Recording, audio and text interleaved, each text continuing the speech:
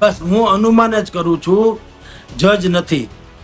બન્યું હોય એવું પદ્મકાંતભાઈ કે અમિત ખૂંટ એ રીબડામાં રહેતા હતા ને અનિરુદ્ધસિંહ જાડેજાની વિરુદ્ધના, એટલે જય રાશિના માણસ હતા, બરાબર.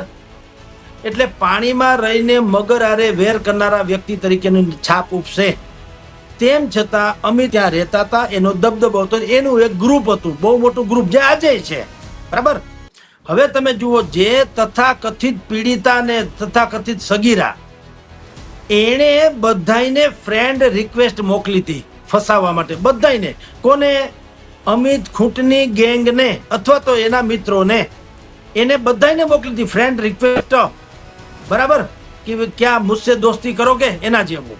હવે એ બધું પત્યું. એમાં અમિત ખૂંટ એની પોતાની જ જે સુસાઇડ નોટ છે એના આધારે પણ કહું છું, એમાં અમિત ખૂંટ થોડાક ફસાઈ ગયા.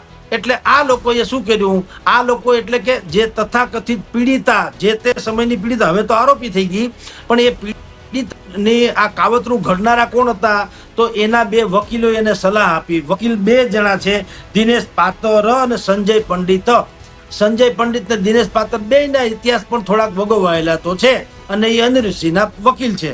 એટલે લાકડે માકડું ફીટ બેસી જાય છે, પણ સીધી રીતે ક્યાંય અનિરુદ્ધસિંહ કે એનો દીકરો રાજદીપસિંહ છે, એણે ક્યાંય માર્ગદર્શન આપ્યું હોય કે ષડયંત્રમાં સામેલ હોય એવું લીગલી ક્યાંય ઊભું રહેતું નથી. પણ આ બંને વકીલો પણ એ જૂથને કારણે લોકોમાં એમ લાગે છે કે બધાએ ભેગા મળીને કાવતરું રચ્યું હોઈ શકે.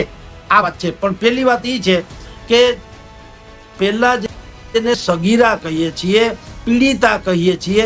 હવે તમે એના કારનામાં જુઓ. એણે કબૂલ્યું, પાછું પોલીસમાં, પછી જેલમાં ગઈ. એણે કીધું કે મને અમુક લોકોએ ગાઈડ કરી હતી વકીલ તરીકે, સંજય પંડિત અને દિનેશ પાત્ર. એણે કીધું આ વકીલોએ અમને ગાઈડ કર્યા, અમને ષડયંત્રનો ભાગ બનાવ્યા. ષડયંત્ર માટે તેને મને કહેવામાં આવ્યું હની ટ્રેપમાં ફસાવાનું. મેં ષડયંત્ર રચ્યું, બધાને ફ્રેન્ડ રિક્વેસ્ટ મોકલી, એમાં અમિતભાઈ જે છે એ ફસાઈ ગયો. અમિત પછી અમે એની સાથે દૈહિક સંબંધ બાંધ્યા પછી થયું બ્લેકમેલ શરૂ.